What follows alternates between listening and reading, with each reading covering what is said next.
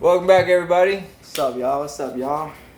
We're here on the next episode of Bible Talk, episode 4. Got my helper here. This is my brother, What's up, y'all? God bless y'all. Edwin. Yes, sir. So we're here about to go jump into the next part of this.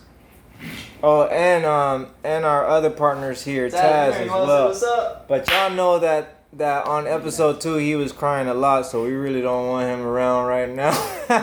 He go chill over there. He's cool. We love him, but he just be talking too much when we're doing the videos. So basically, where we left off, right, was Adam had some new children, and then you guys can go back on that, but Adam lived till 930 years old, and then he died. That's where we left off on the last episode.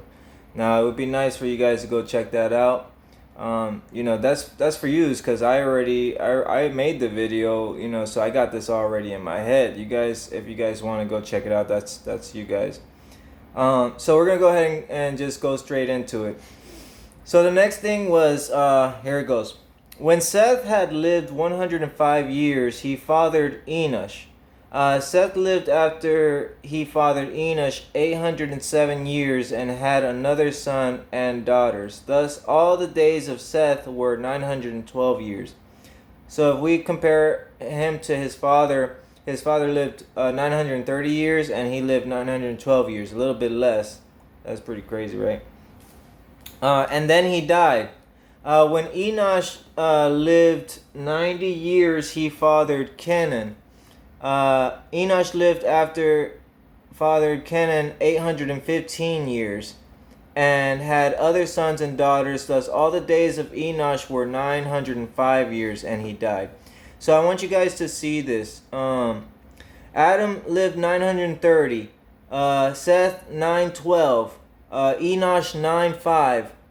You see, there's a decrease. There's a decrease in the length of life that we're seeing, and it's a big decrease. So I just wanted you guys to see that because I seen it. When Kenan had lived 70 years, he fathered Mahalalel. That's how it says, Mahalalel. That's pretty crazy right there. Kenan lived after he fathered Mahalalel 840 years and had other sons and daughters. Thus all the days of Kenan were 910 years, and he died. Okay, so he had 5 more years than his father. And here you guys can see how the names are pretty wild and can get us, tongue twisted and like give us roadblocks when we're reading the Bible.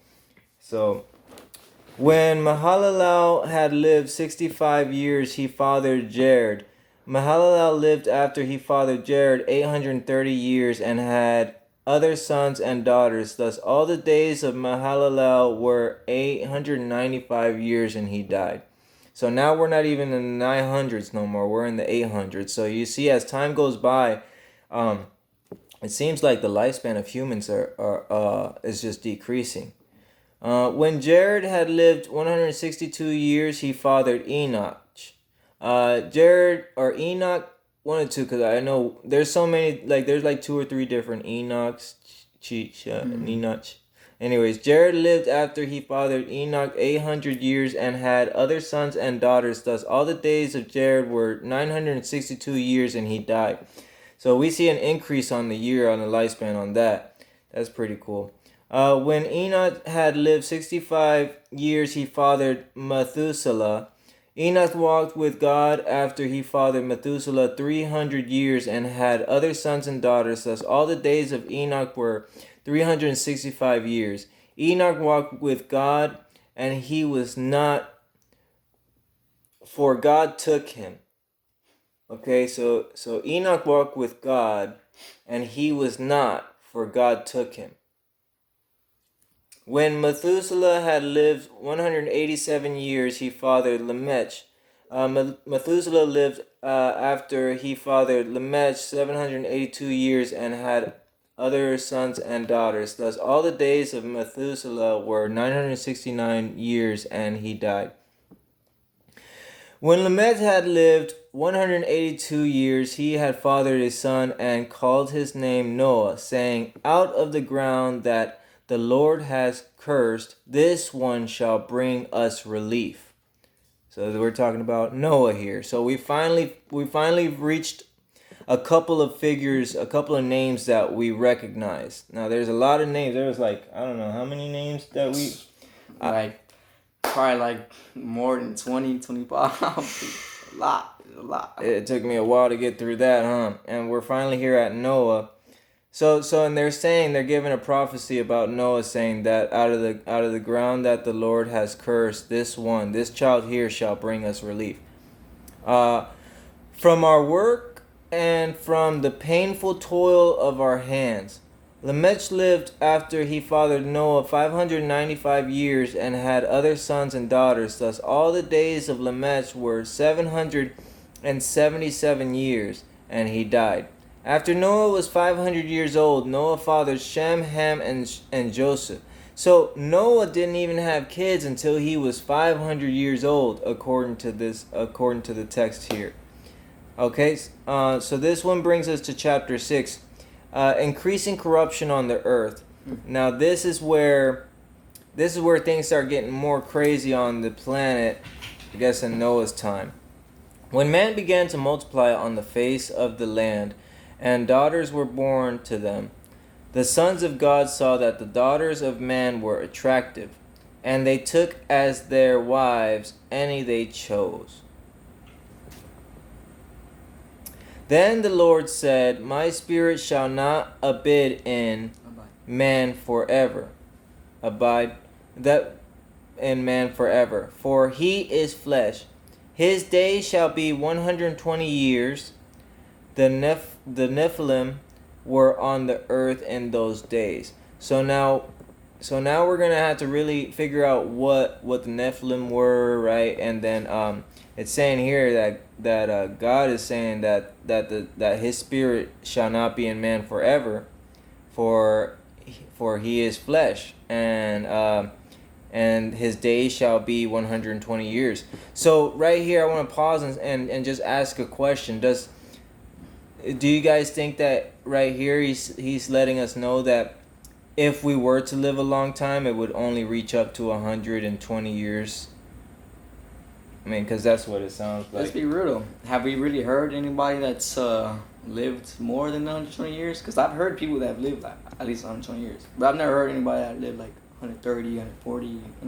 I never heard anybody live 120 years. I heard people like live 107, 9. No, I think there's this old lady that I seen on the internet. She's lived at least 120. Yeah? Mm-hmm. That's crazy. If you guys have more, if you guys ever seen somebody, hey, comment down below. Seriously, yeah, for sure.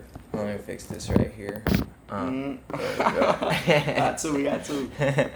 The Nephilim were on the earth in those days, and also afterward, when the sons of God came in to the daughters of man, they were and they bore children to them. These were the mighty men who were of old, the men of renown. Okay? The Lord saw... So, guys, right here... Oh, my. So we have a big problem here right now. There's beautiful women on the planet, and there's Nephilim, so we need to figure out what Nephilims are. We most likely will figure it out when we continue reading here. And then it says the sons of God... So we have the sons of God, we have the daughters of man, we have a lot going on here. We're going to just keep on going, but there's a lot to analyze there.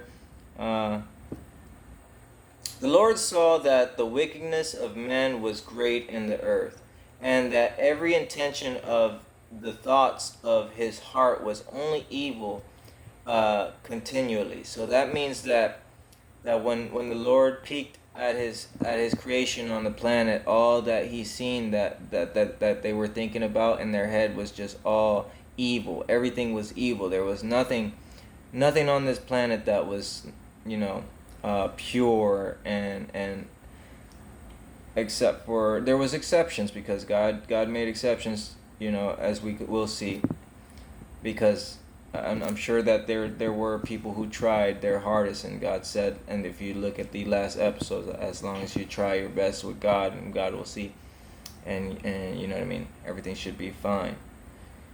Uh, and the Lord regretted that He had made man on the earth. Now I have a big thing about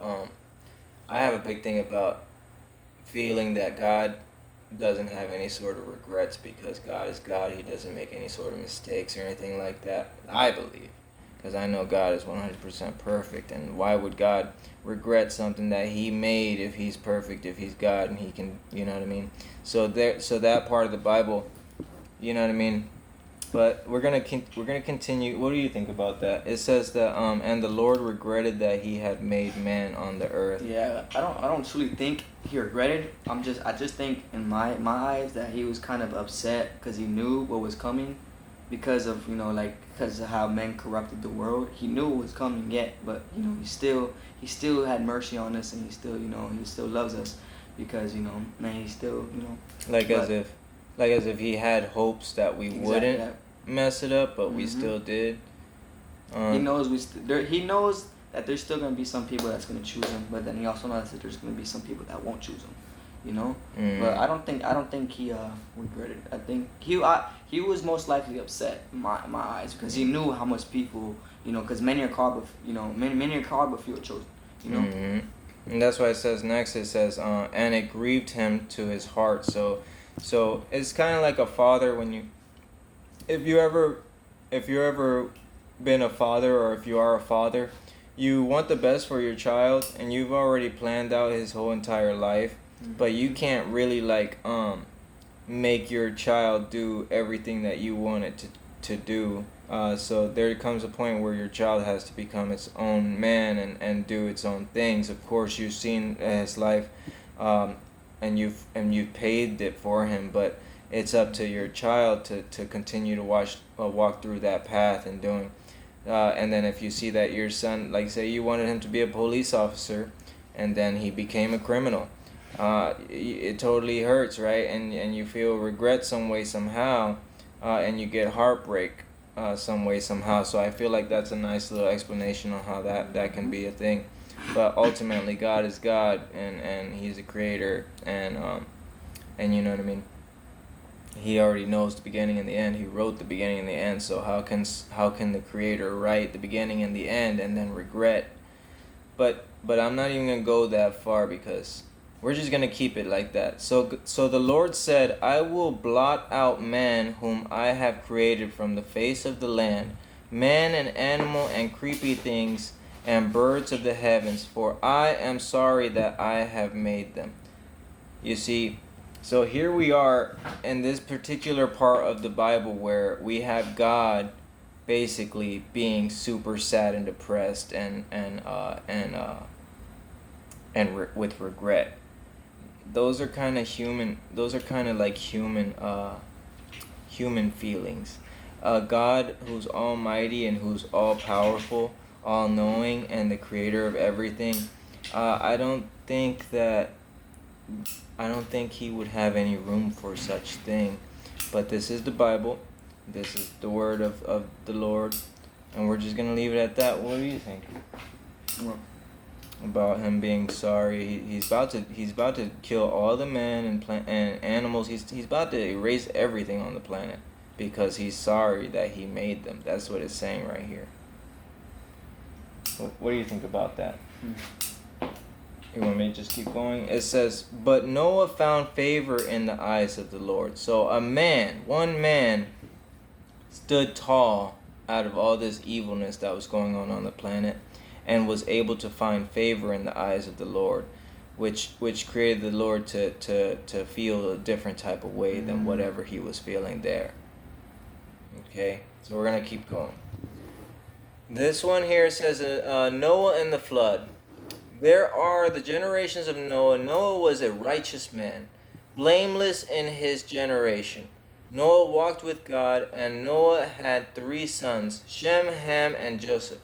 Now the earth was corrupt in God's sight, and the earth was filled with violence. And God saw the earth, and behold, it was corrupt, For all the flesh had corrupted their way on the earth. And God said to Noah, I have determined to make an end of all flesh, for the earth is filled with violence through them. Behold, I will destroy them with the earth. Make yourself an ark of gopher wood. Make rooms in the ark and cover it inside and out with pitch.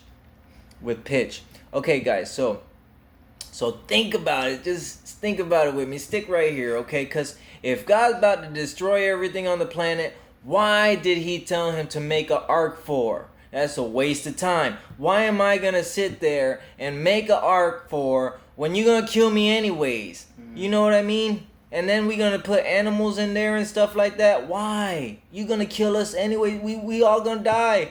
You see what I'm saying? God talks to us a certain type of way. He makes us feel things certain type of way. It's like as if he says things and does things just to see what we're going to do and what we're going to say. We can't really take what he's saying like exactly like what we think he's saying. It's always how he's saying and how, you know what I mean? You guys got to think about it. So, why are we making an ark for if he's about to kill everybody, including us? This is what he's saying. Anyways, that's my comment down below. I'm not gonna write it because I said it. So so what do you think about that?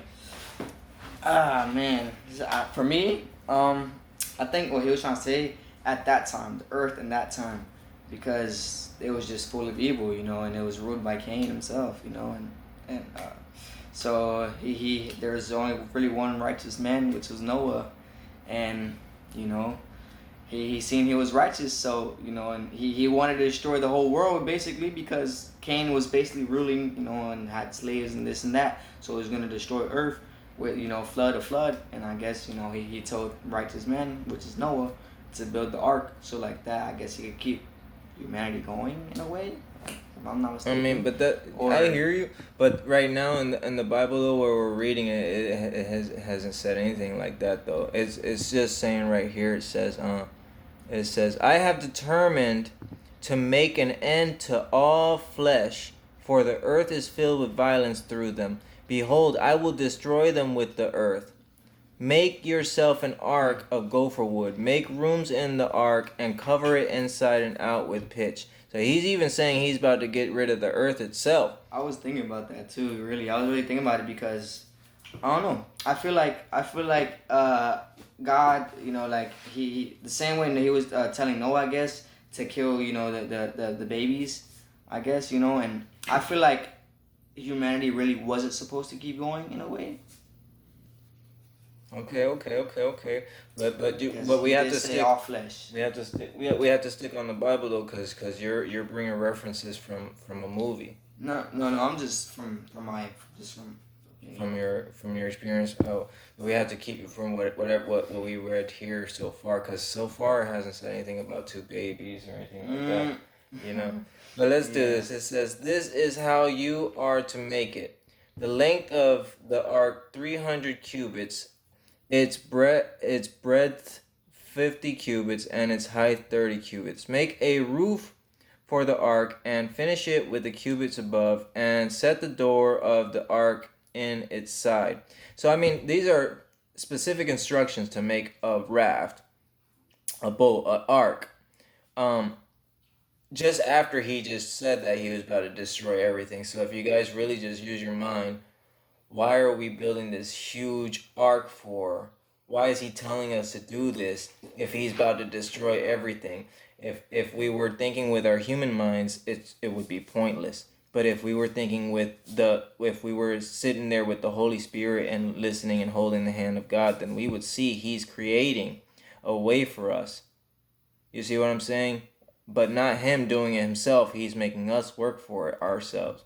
He's trying to see if we're going to do it, if we're going to listen to him, if we're actually going to do it. Because if I was Noah, that's how I would be thinking. I would be like, but Lord, you're going to kill us anyways. Why am I going to make this raft? I'm not making no raft. You see what I'm saying? But he wanted a man that said, you know what? I'm going to listen to you 100%. Even though you said you're going to kill us all and kill everything on this planet, I'm going to listen to you still. I'm going to make this raft. And you guys think this raft was easy to make? No, it was not. Go ahead, try to make something out there. Make anything. Y'all, nobody makes nothing anymore here. Anyways, let me calm down.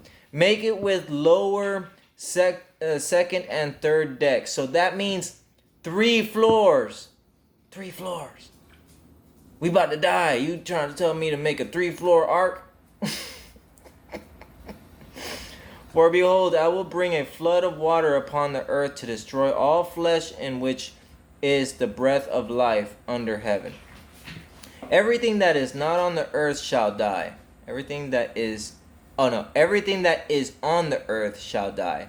But I will establish my covenant with you. So here we are, God actually making a covenant with him. Basically a deal, basically a promise. Man, God to man talking to him, listen, son, I want to make a deal with you.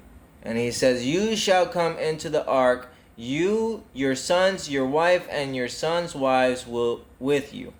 And of every living thing of all flesh, you shall bring 2 of every sort into the ark to keep them alive with you. They shall be male and female, of the birds according to their kind, and of the animals according to their kind, of every creeping thing on the ground according to its kind. 2 of every sort shall come into you to keep them alive. Also take with you every sort of food that is eaten, and sort it up. It shall serve as food for you, for them. And Noah did this. He did all that God commanded him. So God basically said, I'm about to destroy everything. But listen, build this raft real quick and get a whole bunch of animals, 1 of each kind. Go get some food too. You see what I'm saying? You guys listening? Get some food too. I'm going to kill everybody. I'm about to destroy everything. But listen, do this though. Get a boat. Make a boat. Get some animals. Go get some food. Get comfortable in this boat. You know what I mean? Then the Lord said to Noah, go into the ark, you and all your household, for I have seen that you are righteous before me in this generation. Take with you 7 pair of all clean animals, the male and his mate, and a pair of the animals that are not clean, the male and his mate, and 7 pairs of the birds of the heavens, also male and female, to keep their offsprings alive on the face of all the earth. For in 7 days I will send rain on the earth, 40 days and 40 nights, and every living thing that I have made I will blot out from the face of the ground. And Noah did all that the Lord commanded him. Noah was 600 years old when the flood of the water came upon the earth. And Noah and his sons and his wife and his sons' wives with him went into the ark to escape the waters of the flood. Alright guys, so what do you think about that? I think that's pretty awesome. Because you know what? The first thing that I think is pretty awesome that God considered, if I was Noah, I would be like, the first thing that is that God considered me a righteous man. That would fill me with a lot of good feelings. And second, he's putting me in some sort of charge because he's telling me to do something, so I listen to him so far. And then after that, he tells me to collect some animals and take care of them. You know, and so even if he was gonna kill me, at least he's saying like I'll be the last to go, you know what I mean? But he's still on some other stuff. But you know what I mean? It's pretty awesome, you know, that God is even getting that close to you or me or whoever it is at the end of days and having this sort of conversation with you. You know what I mean? That's pretty awesome. You know? Of the clean animals and of the animals that are not clean, and of birds and of everything that creeps on the ground, 2 and 2, male and female, went into the ark of Noah.